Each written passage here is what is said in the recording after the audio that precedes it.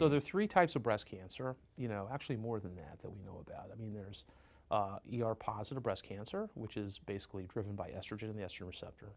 There's HER2-positive breast cancer, which is driven by the HER2 gene, and then there's triple-negative breast cancer, which is neither. And both of us know that, they all have completely different treatment approaches. I think one of the problems we have is truly knowing which cancer you have. That's always a problem in clinic, that. I always kind of like go and I ask for more staining on a tissue block and things like that, and to really tell whether you're HER2 positive or not.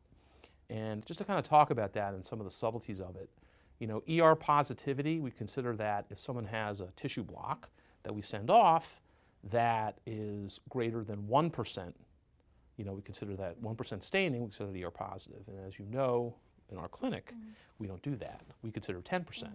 When I look at people and I say they're 5% ER positive, I say, no way, we're not treating them with hormone therapy. And so that's one thing. The other thing is HER2 positivity.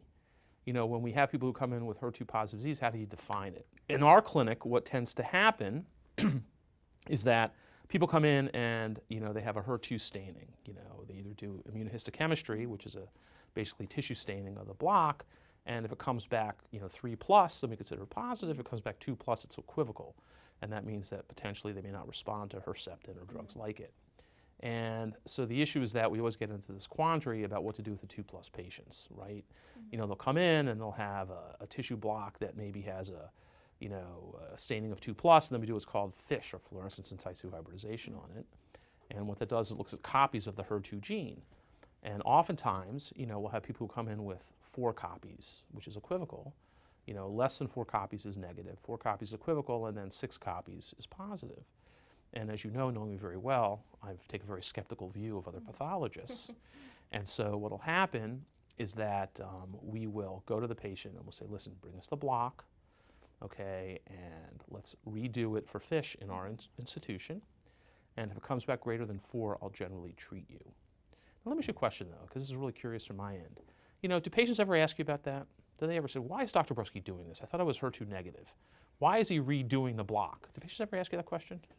Actually, they usually don't question that. They understand that you want to give them the best treatment possible, so they want to make sure that you're absolutely sure of what you're treating. Same thing with the estrogen receptor business. Do you think people when they come in, because I never know. I always talk to them and say, "Oh, you're the doc."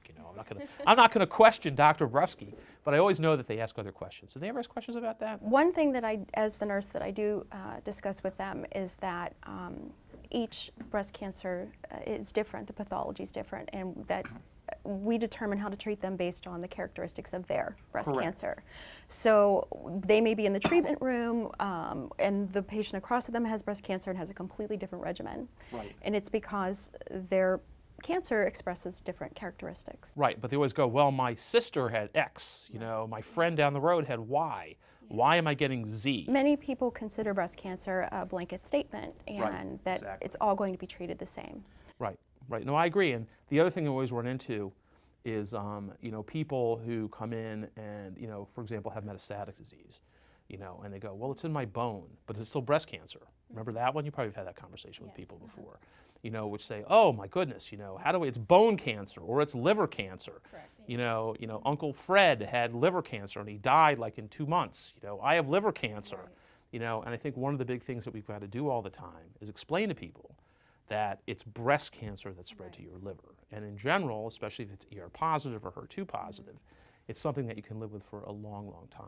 Right. I mean, that's a big thing that we try to do. And that's, as the nurse, that's what we try to do is first of all, make the patient feel comfortable and confident in the care that we give them, and that that we are in with them for the long haul. Right.